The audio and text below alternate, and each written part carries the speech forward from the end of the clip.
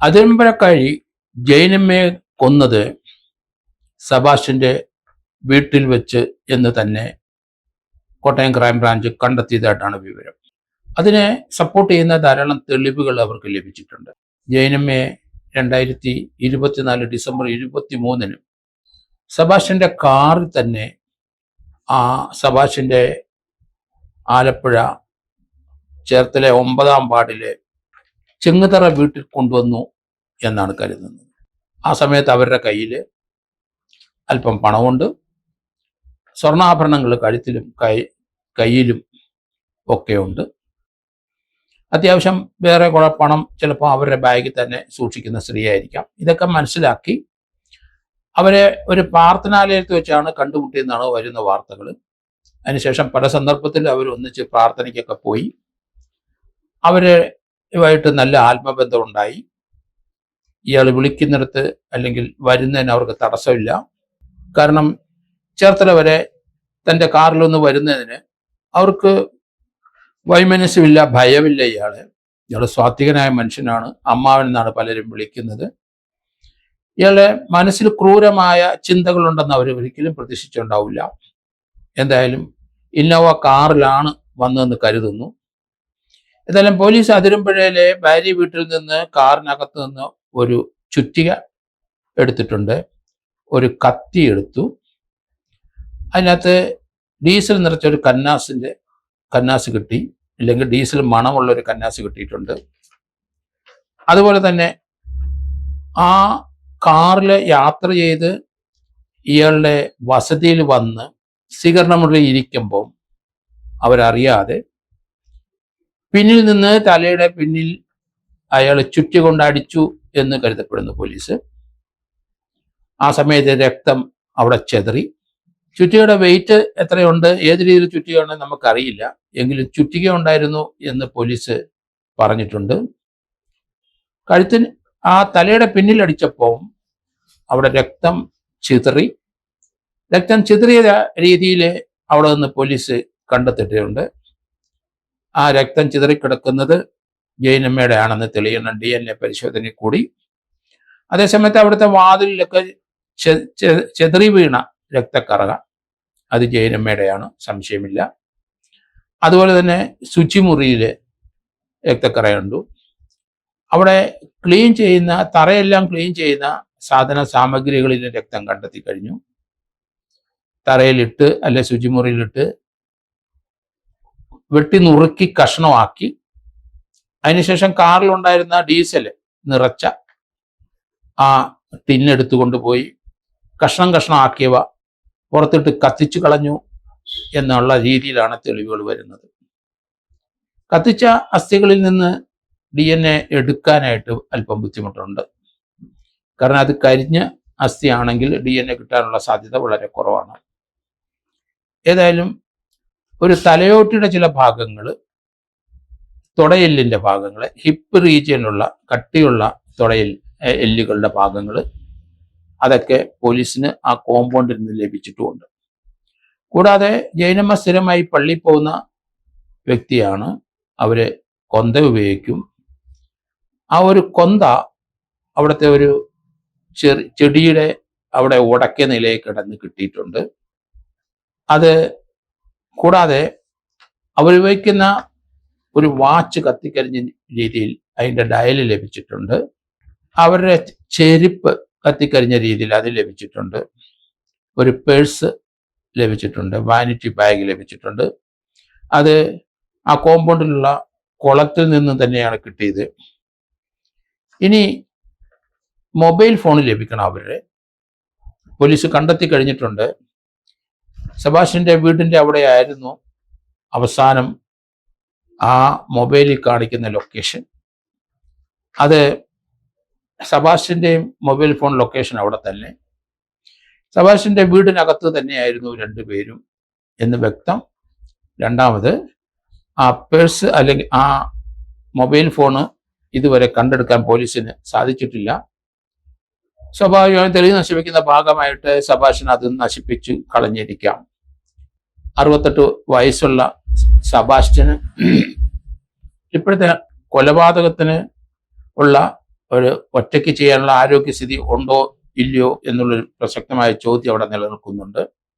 എന്തായാലും ചുറ്റി കൊണ്ട് തലയ്ക്ക് അപ്രതീക്ഷിതമായി അടിച്ചാൽ ആരോഗ്യം കുറഞ്ഞ ആളായാലും ശരി, ആ സ്ത്രീ അത് ബോധം കെട്ട് താഴെ വീഴും എന്നുള്ള കാര്യത്തിൽ യാതൊരു സംശയമില്ല. ആ രീതിയിലുള്ള ഒരു ആഞ്ഞടി അയാൾ അടിച്ചിട്ടുണ്ടാകണം.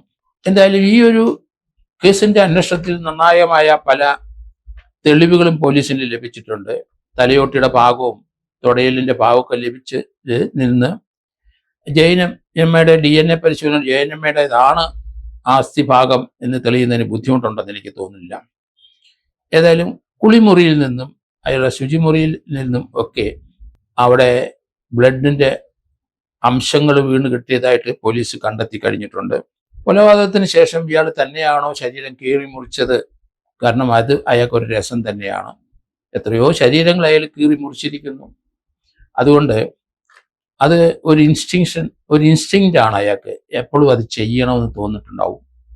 അതൊക്കെ അയാൾക്ക് ഇറച്ചി വെട്ടുന്നതിന് സമാനമായ ഒരു പ്രവൃത്തിയായിട്ട് മാത്രം നമുക്ക് കണക്കാക്കേണ്ടി വരും. കാരണം അതിനൊരു മടിയില്ല, ഭയമില്ല. അവരെ തലക്കടിച്ച് ഒറ്റയ്ക്ക് വീഴ്ത്തിയോ എന്നുള്ള ഒരു സംശയം ഇവിടെ ഉണ്ട്.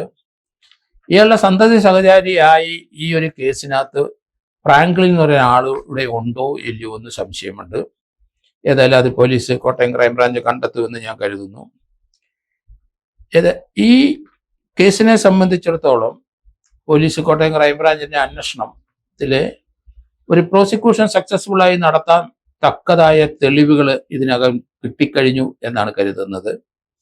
കാരണം മറ്റു ധാരാളം കേസുകളുമായിട്ട് ബന്ധപ്പെട്ട എവിഡൻസുകൾ സബാഷിന്റെ വീട്ടുവളപ്പിൽ നിന്നും വീട്ടിനുള്ളിൽ നിന്ന് ലഭിച്ചിട്ടുണ്ടെങ്കിലും ഈ ഒരു കേസ് പ്രത്യേകമായിട്ട് നോക്കിക്കഴിഞ്ഞാൽ അവിടുന്ന് ലഭിച്ച പല തെളിവുകളും ഇവര് ജൈനമ്മയെ കണക്ട് ചെയ്യുന്ന തെളിവുകൾ തന്നെയാണ്. അതിന് മാറ്റമില്ല. ചേർത്തല 9-ാം വാർഡിലെ ചെങ്ങുതറ സബാഷിന്റെ വീട്ടു വളപ്പിൽ നിന്ന് തന്നെയാണ് അവസാനത്തെ കോള് ജൈനമ്മയുടെ പോയത്. അതോടൊപ്പം തന്നെ ജൈനമ്മയുടെ ബ്ലഡ് അവിടുന്ന് ലഭിച്ചിട്ടുണ്ട്. ശരീരത്തിന്റെ അസ്ഥിഭാഗങ്ങൾ ലഭിച്ചിട്ടുണ്ട്. ജൈനമ്മ ധരിച്ച കൊന്ത ലഭിച്ചിട്ടുണ്ട്. അവരുടെ കയ്യിൽ കെട്ടുന്ന വാച്ചിന്റെ കത്തിക്കരിഞ്ഞ ഡയൽ ഭാഗം ലഭിച്ചിട്ടുണ്ട്. അവരുടെ വാനിറ്റി ബാഗ് ലഭിച്ചിട്ടുണ്ട്. അതോടൊപ്പം തന്നെ അവരുടെ ചെരുപ്പുകൾ മാത്രമല്ല, അവരുടെ ആഭരണങ്ങളുമായിട്ട് ബന്ധപ്പെട്ട ചിലത് പോലീസ് കണ്ടെടുത്തിട്ടുണ്ട്. കാരണം കൊല്ലുന്ന ദിവസം തന്നെ ആയിരിക്കണം അവരുടെ സ്വർണ്ണാഭരണങ്ങൾ ചേർത്തല ഒരു കടയിൽ അവർ വിറ്റിട്ടുണ്ട്. ആ സമയത്ത് ഇയാളൊരു സുഹൃത്ത് കൂടെ ഉണ്ടായിരുന്നു. വളരെ ധൃതി പിടിച്ച് അവിടുന്ന് സ്വർണം വിറ്റു അതിൻ്റെ പൈസയായിട്ട് വന്ന് അവിടുന്ന് ഒരു ഫ്രിഡ്ജ് വാങ്ങിച്ച് കൊണ്ടുപോയി, പുതിയൊരു ഫ്രിഡ്ജ് വാങ്ങിച്ച് അതിരമ്പഴയുള്ള ഭാര്യയുടെ വീട്ടിൽ സ്ഥാപിച്ചതായിട്ട് നമ്മൾ കാണുന്നുണ്ട്. അപ്പോൾ അതിനുള്ള പണം ഇവരെ കൊന്ന് അവരുടെ കഴുത്തിലും കയ്യിലും അണിഞ്ഞിരുന്ന സ്വർണ്ണാഭരണങ്ങൾ വിറ്റ് അതിൽ നിന്ന് ലഭിച്ച പണം കൊണ്ട് ഫ്രിഡ്ജ് വാങ്ങിച്ച് ഭാര്യയ്ക്ക് കൊടുത്തു എന്ന് വ്യക്തം. പൊതുവെ നോക്കിക്കഴിയുമ്പം ഇതിൻ്റെ എവിഡൻസസ് അനാലിസിസ് ചെയ്യുമ്പം മിക്കവാറും ഈ കേസിൻ്റെ 99% അത് ജൈനമ്മ തന്നെയാണ് കൊലപ്പെടുത്തിയത്. അവരെ വശീകരിച്ച് ഇയാളുടെ വീട്ടിൽ കൊണ്ടുവന്ന് അവിടെ വെച്ച് തലയ്ക്ക് പിന്നിൽ അടിച്ച് കൊലപ്പെടുത്തി എന്നുള്ള കാര്യത്തിൽ എവിഡൻസുകൾ ധാരാളം വന്നു കഴിഞ്ഞു. കൂട്ടുപ്രതികൾ ഉണ്ടോ ഇല്ലയോ എന്ന് പോലീസ് ഇനി അത് നോക്കി പരിശോധിക്കുന്നു. ഇയാൾക്ക് ഒറ്റയ്ക്ക് തന്നെ ഈ കശാപ്പ് നടത്താൻ കഴിയുമോ എന്നുള്ളതാണ് പോലീസ് നോക്കുന്നത്. എന്തായാലും മുറിക്കുള്ളിൽ നിന്നും പല ഭാഗത്തു നിന്നും ജൈനമ്മയുടെ തന്നെ ബ്ലഡ് ഗ്രൂപ്പിലുള്ള ബ്ലഡ് ലഭിച്ചിട്ടുണ്ട്. പൊതുവെ നോക്കിക്കഴിയുമ്പം ഒരു നല്ലൊരു ശതമാനം കണ്ടെടുത്ത സാധനങ്ങൾ ജൈനമ്മയായിട്ട് അവരുടെ ശരീരത്തിന്റെ ഭാഗങ്ങളോ അവരുമായിട്ട് ബന്ധപ്പെടുന്ന അവർ ധരിച്ചിരിക്കുന്ന ആഭരണങ്ങളോ അവർ ധരിച്ചിരിക്കുന്ന വാച്ചോ അവരുടെ ചെരുപ്പോ അവരുടെ അസ്ഥികൾ അങ്ങനെ അവരുമായിട്ട് ബന്ധപ്പെട്ട മനുഷ്യ ശരീരം മുതൽ അവരുടെ ബിലോങ്ങിങ്സ് മുഴുവൻ പോലീസിന് നല്ല രീതിയിൽ കോട്ടയം ക്രൈംബ്രാഞ്ച് കണ്ടെടുക്കാൻ സാധിച്ചിട്ടുണ്ട്. അതുകൊണ്ട് അതിന്റെ പ്രോസിക്യൂഷൻ വലിയ വിഷമമുണ്ടെന്ന് എനിക്ക് തോന്നുന്നില്ല. ഞാൻ നേരത്തെ മുതൽ അത് പറഞ്ഞുകൊണ്ടിരുന്നു. കാരണം പോലീസ് കോട്ടയം ക്രൈംബ്രാഞ്ചിന്റെ അന്വേഷണം വളരെ സക്സസ്ഫുൾ ആയിട്ട് മുന്നോട്ട് നീങ്ങുന്നു. ഏതായാലും ഇപ്പോഴത്തെ ലഭിച്ചിരിക്കുന്ന അറിവ് വെച്ചിട്ട് വളരെ സക്സസ്ഫുൾ ആയിട്ട് അവർക്കൊരു ക്യാപിറ്റൽ പണിഷ്മെന്റും ശബാഷിന് കൊടുക്കാൻ കഴിയുന്ന രീതിയിലുള്ള എവിഡൻസുകൾ, വളരെ ബ്രൂട്ടലായിട്ട് ഒരു ലേഡിയെ കൊന്നതിനുള്ള തെളിവുകൾ ധാരാളം ഈ കേസിനകത്തുണ്ട്. കാരണം